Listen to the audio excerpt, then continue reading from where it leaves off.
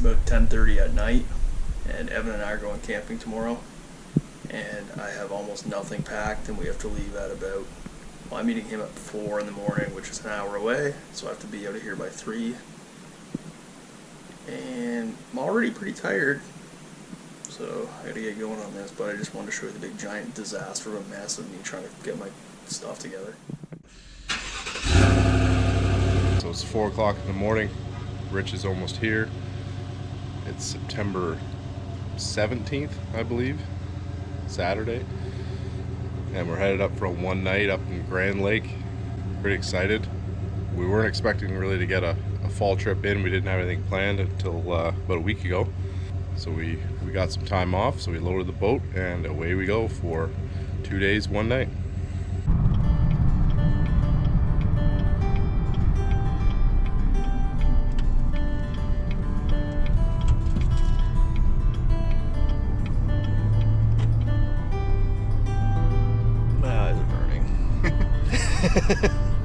It's 7:15. We are 46 kilometers. Continue straight on. 46 kilometers away from the lake.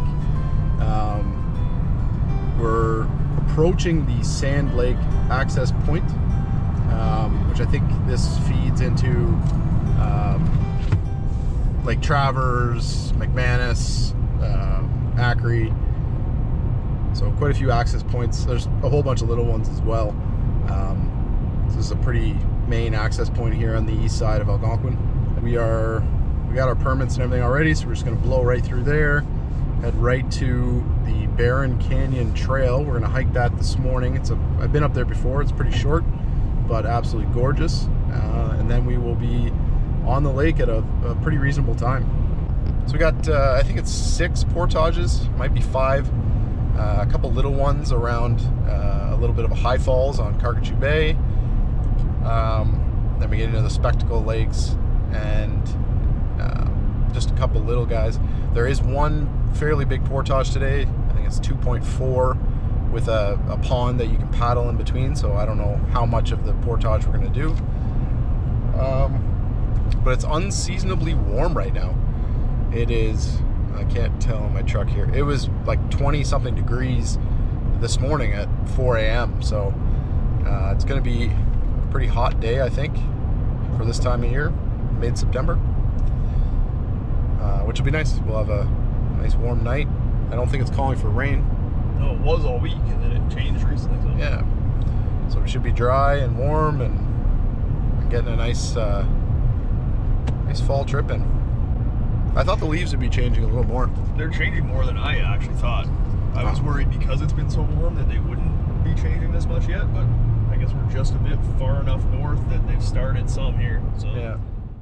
So we just started walking on the Barron Canyon trail, but Evan pulled a prank on me. He loaded the truck yesterday when I wasn't around, when I was at work. I met him this morning in the dark, tossed my stuff in the back. We got to Barron Canyon trail, which is about, I'm gonna guess, 3.5 hour drive. I took a look in the back of the truck and saw no canoe paddles. So I asked him, hey man, where are the canoe paddles? You put them in the back seat? He said, no, they should be in the back. So I took another look like I was an idiot and didn't know what I was doing. And was convinced that he had forgot the canoe paddles, but in fact he did put them in the back of the truck and was just playing a little prank on me. Pre-planned to bury them under all the gear in the hopes that he would ask. And it worked out perfectly. So I thought that we had, for the second time this year, another paddle mishap, but in fact we're good. So we're just walking this trail. We're gonna see a cool lookout, take some photos with the camera, a little bit more GoPro. Sun's coming up right now through the trees, which looks pretty nice. And then when we're finished the trail, we'll get back on the road over to the access point and get our paddling underway.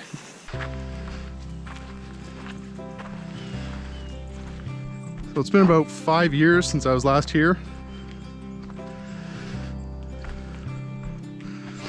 In the fall, I think we came in October 2016. Just a magical spot.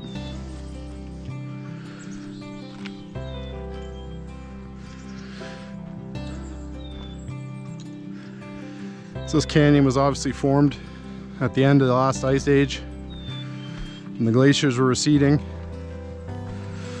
An absolute ton of water flowed through here down to the Ottawa River.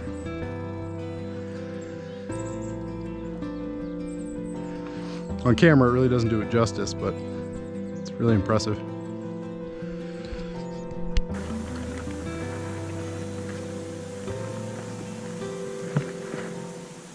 One thing may or not know about me is that I am pretty scared of heights. So if you're scared of heights, I don't know what my level of fear on the height scale is, but this is a pretty steep cliff. This is about as close as I'm comfortable going to the edge. It's probably not even going to look as steep or scary on film.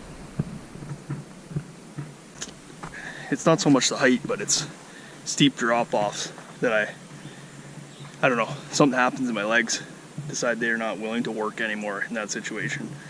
So 3 or 4 feet from the edge is about as close as I can get, but it is a really nice view. So it's a very easy trail. There's obviously some incline. This section's got some roots and rocks, but for the most part it's a 12-foot wide groomed trail to get up here, so it's quite accessible.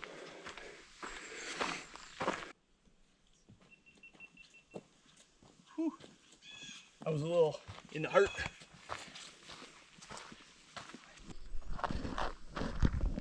This lens is too close. I only got the zoom lens, and the zoom lens is nice to be able to shoot far away, but it takes away a little something from the close-up aspect of the photo. You're so good at photography. So this is the Achray Access point. There is a theater right there. There's obviously some campsites and stuff down this road. Where we parked the car over here, there's a trailhead for, I think, 2 trails. One would go to High Falls, one goes to the Tom Thomson Jack Pine. Down this way is the access point to the water and the park store. Pretty cool old building. Probably shut down due to COVID. Like Saturday and Sunday, 10 to 6. Ooh, we're early. We'll stop in there tomorrow on our way out if they're open. Yeah. If there's anything good we need to waste our money on. This is the Stone House, aptly named. 1931. I'm pretty sure I saw this on a website. Cellar and foundation constructed in 33. And we're just going over here to check out the outside inn. I think it's on Tour de Park where we were looking at the cabins. Yeah. I think this is listed on there. Shout out to Tour de Park. Kind of inspired us to also go to all the cabins. So the Stone House, check. You can't rent the outside inn. It was an active ranger cabin at one point. It's now a interpretive center. Hoping you can go in.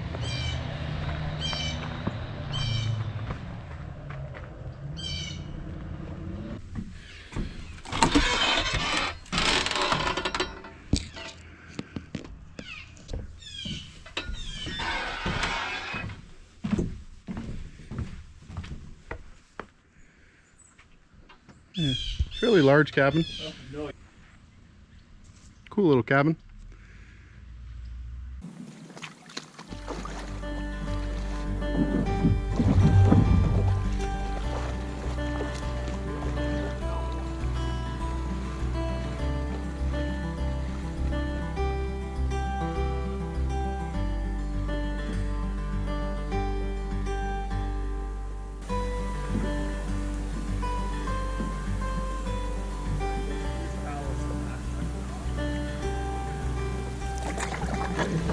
Evan and I are now on the water for what we're going to call our fall trip, even though it's a few days away from being actually fall as far as the calendar goes. We just left the Achray Access point, and Evan took a couple videos of some of the cabins that are there. One thing that I read about was the old railroad that used to run through here, which ran from 1915 to 1995, which I thought was pretty surprising that it was still running into the late 90s, although that's, I guess, a quarter of a century ago now. It still seems fairly recent.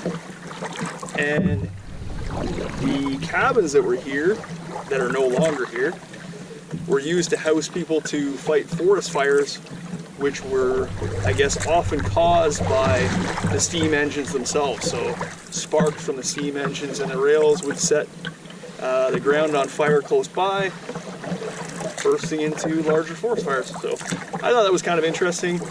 I didn't, it's not like I knew that off the top of my head. I just read it on a sign, so you can go read it yourself if you want, at the access point. The access point is over here. That's looking roughly north up Grand Lake. Gorgeous lake. The foliage isn't quite changing predominantly yet, so we're a couple of weeks off probably peak. But we're just headed over in this direction, so around this point, towards the Tom Thomson painting spot where he painted the famous Jack Pine. So we're going to go take a look at that, and then we are going to head on over in this direction into Carcaju Bay, take a look at the rock face. Really cool rock face over there.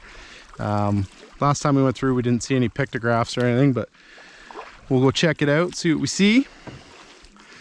And in front of us here, where actually it might be over there, but basically where Stratton Lake comes into Grand Lake, there's a very sandy spot, a little spit of land with a really good campsite on it. And on Jeff's map, it says that spot's been used by the indigenous community as a camping spot for generations. So it's a really, really neat spot right at the mouth of the access into Stratton Lake. Okay, so the plaque is somewhere up on here. Actually, you can see somebody's had a fire right on the beach here. So you just swing the corner, access this beach. You can actually walk from the access point up the, I think it's called Jack Pine Trail. So that should run up in here. It's like a 1.5 kilometer trail. Another old fire pit here.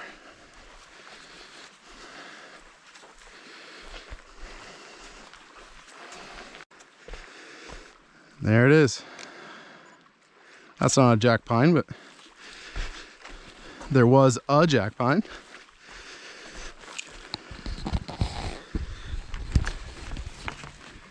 $1970. It's a little. Rich is just up there complaining that he had to go on vacation to Alberta and climb a bunch of mountains last week. My heart really goes out to him. So we're just paddling away from the Tom Thomson site, just crossing the bottom end here of Grand Lake. We're kind of going out into the middle a bit, just because there's a bit of waves coming. No real wind to speak of, but the waves are, half a foot. Nothing crazy, but. So then we're going to swing by where Stratton enters the lake, and then we're going to swing in past the nice rock faces and get on with our trip. So far, we have not seen any pictographs. Really cool rock formations though. Like anytime you see like right angles in nature, I think it always stands out and looks pretty cool. And when you get in rocks like this where they snap off pieces of rock, like it just really stands out. I don't know if you can see on camera, but right here there appears to be something red.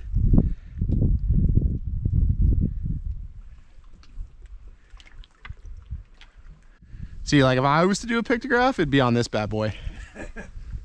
This is my canvas, baby.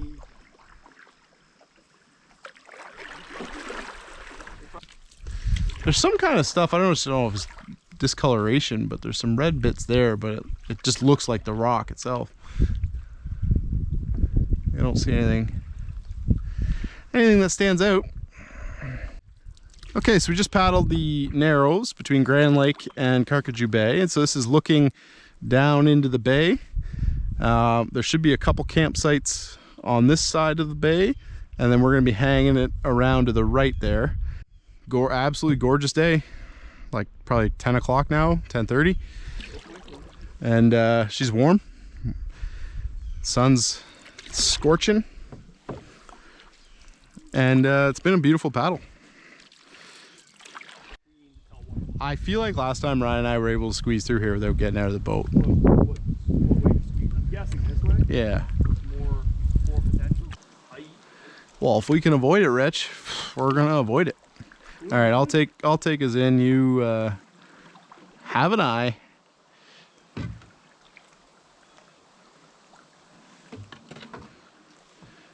Well, we semi-avoided a 20-meter portage. Probably took us just about as much time, but Yeah.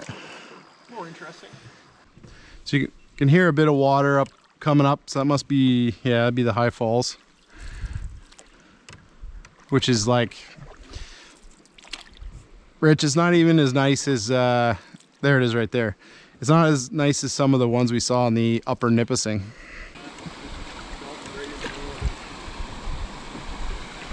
That's pretty cool. It's pretty deep, to be honest. Yeah, when you're up there, like we can walk right out probably to this point. It's all flat rock up there. But see, here's what happened. You lowered my expectations, Yeah. which made it more impressive.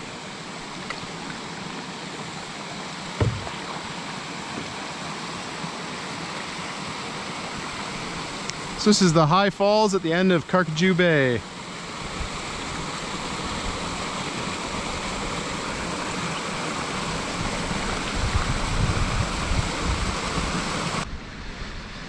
Okay, first portage of the day, first portage of the trip. Oh, 90 up and over. Thank God for skid plates. 90 meters are right in my favorite portage moments. Is that your threshold? Yeah. After 90 meters, you're not having fun? Just re-digit. I'm done. Yeah. It's all about the digis. To be fair, if they would get rid of the 4-digit ones, Yeah, 4-digit portages suck.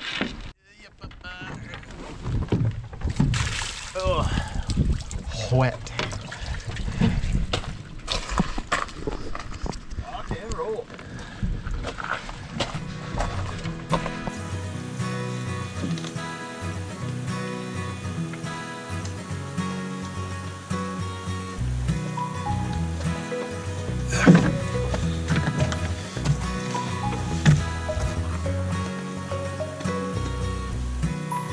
It is pretty like steep there once you're under a bit of a load.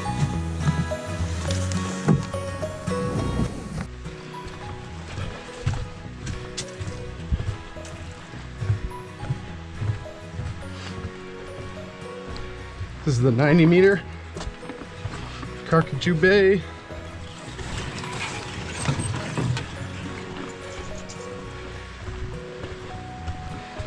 These parts might be hard for Richie with his short little legs.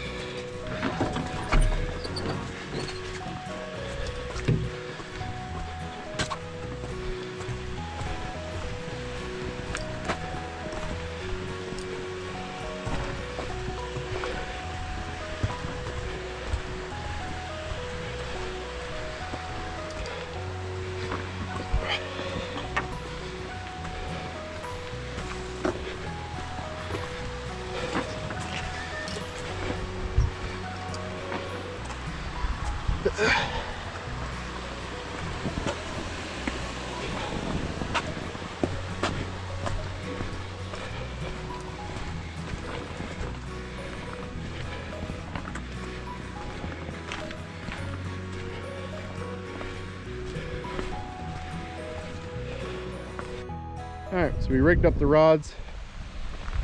I'm just going to walk back to the top of that high falls. Should be able to get there somehow. And see if we can't catch a fish. Not a great time of day to be fishing, but there's a big spike here from the logging period, likely to stop, like put a boom here to prevent the logs from coming down. And here's another spike driven right into the flat rock. These worn out boots with no tread on them are pretty slippery in that.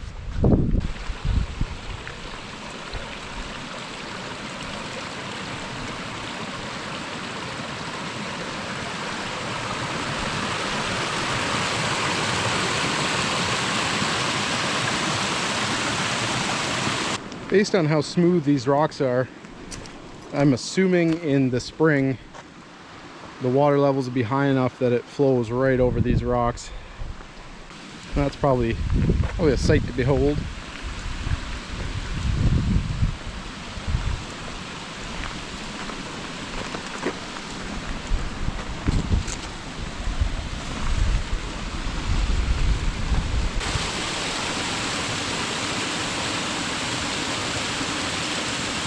Going fishing with Evan Bryden. What kind of fish will he not catch? Catching good feels though. All the feels? Better than copping them. And fishing update, no fish in Grand Lake.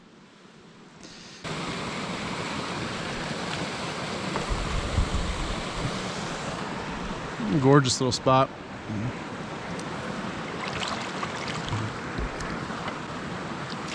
Is that dirt on the right? Woo!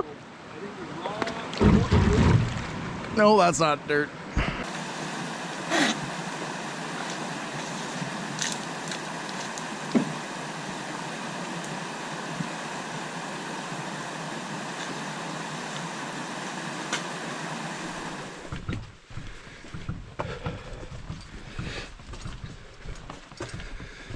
We're on the 220 meter portage in the lower spectacle, and we just passed a group on the campsite right on the portage. It was a couple with a dog. Just a little video here at the end of the, I think it was a 220 meter roughly portage. I don't know, maybe nothing special, but something about the light or the sun today has been making everything look pretty spectacular.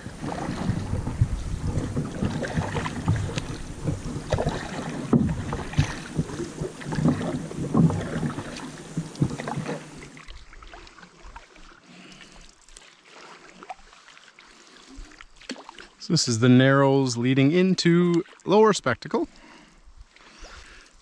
And there should be a creek that runs off to the south as we turn and head northwest sort of deal. Alright, so we made a bit of an oopsie. After our last portage, we had a bit of lunch, and then Rich and I were shooting the breeze like we tend to do, and we weren't really paying attention. And we went down the creek. I don't know which creek, but we're basically on our way to Guthrie Lake. So we have to go all the way back to the 220 and actually make our way into lower spectacle.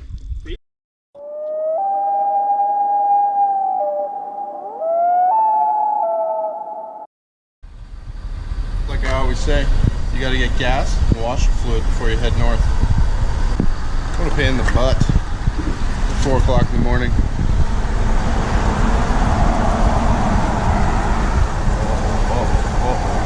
Should I get a video from underneath how much of that's going on the ground? Yeah. Curve around here and check out the, well, it's completely black, you can't even see it because it's a closed Tim Hortons. COVID, man. My eyes are burning. Turn right onto Barron Canyon Road. Are you awake yet? Yeah, can you turn right onto Barron Canyon Road? I can do that, Jack. Work it. Shoot it. I'm gonna shoot. What's that thing where they're like, smile without your eyes? Smile without your eyes? I don't know. Raise your eyebrows. Stop smiling. Had on backwards because I was using the DSLR. But what is Facts with friends in Algonquin Park. what's the difference between a pictograph and a petroglyph? One is written in paint on the rock, and one is carved into the rock. Hieroglyphics. Let me be specific. We would be remiss in not mentioning that some climate cycles are cyclical. Cyclical. I do declare. This is cool rocks though. I object. Also, like, Fact. Bears eat beets. Another man's trash is one man's treasure. Nailed it.